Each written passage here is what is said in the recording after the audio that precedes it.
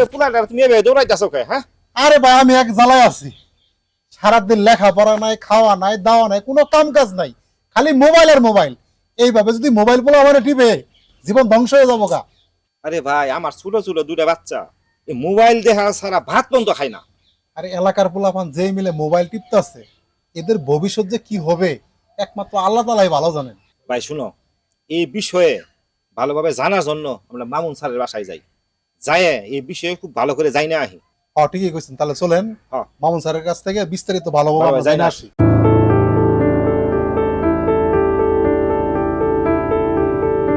আসসালামু আলাইকুম।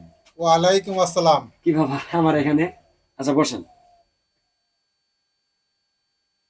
কি মনে করে?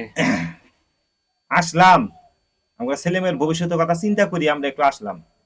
সারাদিন শুধু পোলাপান মোবাইল আর মোবাইল, তাদের ভবিষ্যৎ নিয়ে খুব আমরা চিন্তার ভিতরে আছি।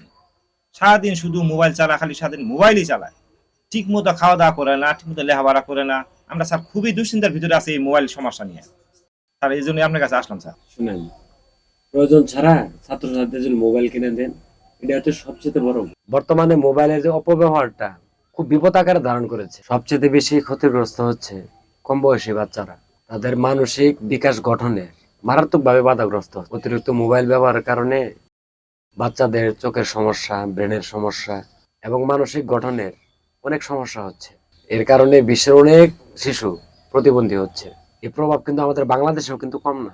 বর্তমান তথ্য অনুযায়ী এই সমস্যা বিশ্বের 3 গুণ বৃদ্ধি পেয়েছে। মোবাইল হচ্ছে একটা প্রয়োজনীয় জিনিস। এই প্রয়োজনীয় বস্তুটা অপব্যবহার করে বর্তমান সমাজের স্কুল কলেজের ছাত্রছাত্রী এবং উঠন্ত বয়সের ছেলে মেয়েরা বাজি গেমস নানান প্রকার খারাপ কাজে লিপ্ত হয়ে বর্তমান সমাজ এবং তাদের ভবিষ্যৎ সহ নষ্ট করে দিচ্ছে। তাই সবচেয়ে ভালো আপনারা যে গার্জেন আছেন, গার্জেনরা সচেতন হয়ে যান। সব মিলিয়ে মাস্টার কাছ থেকে আমরা যতটুকু বুঝলাম, আমরা অভিভাবকেরা যদি একটু সচেতন হই তাহলে আমাদের ছেলে মেয়ের ভবিষ্যৎটা কিন্তু সুন্দর হয়। হ্যাঁ, এটা তুমি ঠিক কথাই কইছো। তাহলে আজকে থেকে আমরা এইভাবে চলি, আমরা নিজেরা সচেতন হই, সবাই সচেতন করি, আমাদের নিজেদের সন্তানের ভবিষ্যৎ আমরা নিজের হাতে নিজেরাই তৈরি করবো।